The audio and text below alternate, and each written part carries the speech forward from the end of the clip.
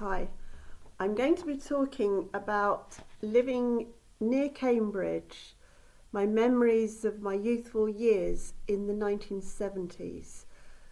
It's because I lived near Cambridge that I joined Cambridge Speakers Club, which is a Toastmasters Club, and I've been doing the Engaging Humour Pathway.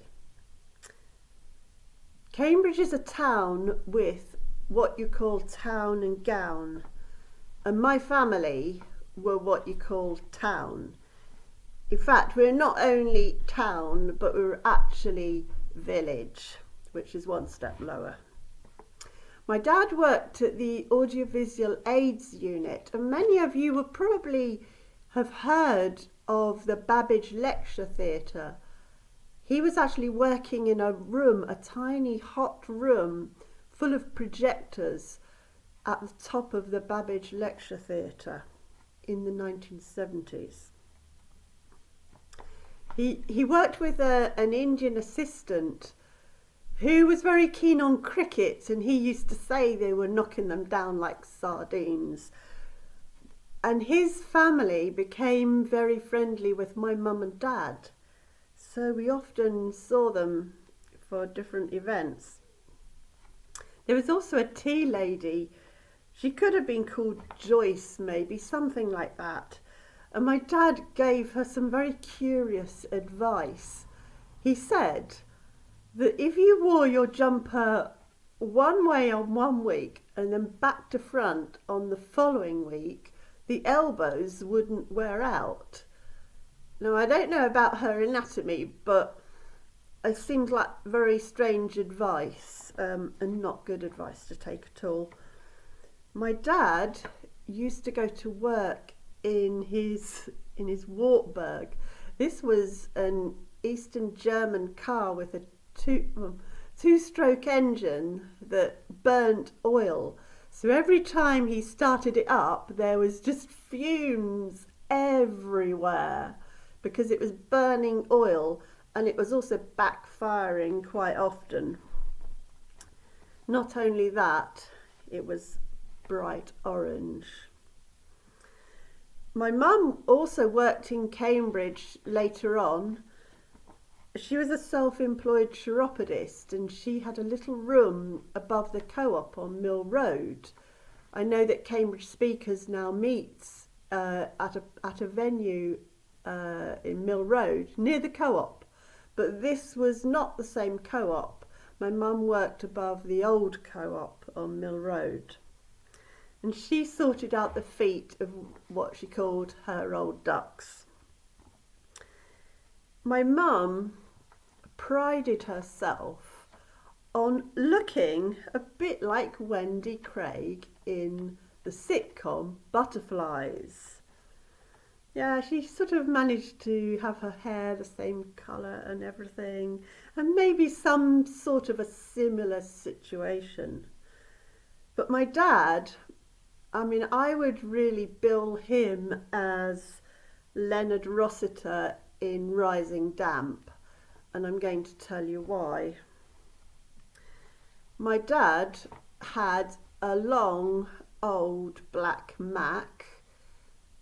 He also had a pair of galoshes, and most of you won't even know what galoshes are, but they were a type of black rubber shoe that you put over the top of your proper shoes when it was raining. So my dad would put on his old Mac and his galoshes and go to Cambridge Market just as it was closing to get free fruit. Now, my dad wanted the free fruit because he was making homemade wine. However, the market holders were convinced that he was some homeless tramp, and they gave him loads and loads of free stuff from their stalls, taking pity on this poor person.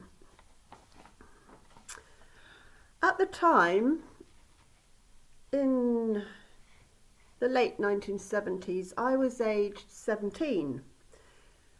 I was studying for my A-levels in Long Road Sixth Form College, and I managed to get a part-time job as a silver service waitress in one of the colleges. Now, silver service waitressing is when you serve the food on the left and clear the plates on the right. However, the students, if they wanted to eat at a proper dinner table in their college, had to wear their gowns for the meal. And they would hunch over the table with the gowns, and you couldn't get the food in one way and you couldn't get the plate out the other way. And it was just like feeding giant bats. On one occasion, I was summoned with the cry, "Hither, wench," which this is many, many years before the Me Too movement, so I took that as a compliment and was quite happy. However, I did actually decide that these strange creatures probably put their gowns on to sleep at night and hung upside down from the ceiling. I'd go to see my dad at the audiovisual aids unit at the Babbage Lecture Theatre because I would often need a lift home to the village. I'd creep into that small hot room at the top of the lecture theatre, and I'd see the students in their lectures, so all I would see is hundreds of people just the back of their heads. And we had to talk in a whisper because otherwise we'd disturb the lecture. So that's what I remember. And what I was sure of was that they were them and we were us. There was that glass window between us. But sometimes on a Sunday, we did have quite close encounters when we went punting on the River Cam. This was a favourite occupation, and at a young age I became quite proficient at punting a boat, and I'm really happy to say that I never ever fell in. And there'd be all sorts of students and all sorts of tourists all attempting to punt their boats, and it was really great fun. Actually, it was great fun. The other thing that I decided that I really, really liked in life was humour, and it's for this reason that I bought a ticket to the Cambridge Footlights. I believe it was 1978, although I could be wrong on that date because I can't actually verify the date now, all these years later. But I believe I was about 17 when I bought a ticket to go alone to the Cambridge Footlights at the ADC Theatre, and it was one of the most daring things I'd ever done. So I approached the theatre in my probably light beige Mac, which was quite long with the shoulder pads, and I probably had the collar up, and I was probably looking like this. And I crept into the dark at the back and sat in a back seat without anybody seeing me. And on the stage, there were three young students. And those students were Stephen Fry, Hugh Laurie, and Emma Thompson. Yeah, it's great to do a bit of name dropping when I can. And I remember that Emma was sitting on a swing and she was singing a song in French. And it was so funny. It was just so funny.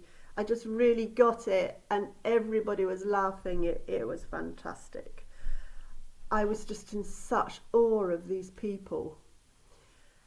And it's there that I cultivated this desire to be like them and to get up one day on a stage and to be funny. That's what I wanted. I wanted to be funny. And now finally, all these years later, I've joined Cambridge Speakers Club, which is one of the Toastmaster clubs. And 2 weeks ago, I got up on a stage in Cambridge.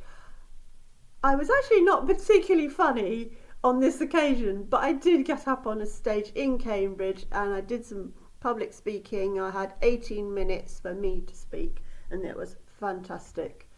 So this accomplished one of my dreams. And this is my memories of Cambridge and public speaking and the desire to be funny. Yeah, that's what it's all about.